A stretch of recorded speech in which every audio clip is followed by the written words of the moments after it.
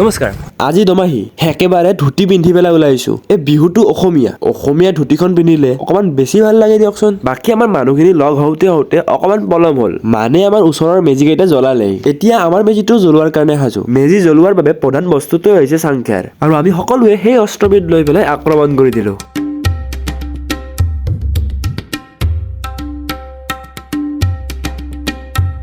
বাৰু এটা বস্তু লক্ষ্য কৰকচোন, এটা সময় আছিল যেতিয়া আমিও এনেকৈ ত্ৰিপলখনত বহি আছিলো, মাজে মাজে মানুহবোৰক চায়ৰ ফটা দিব গৈছিলো।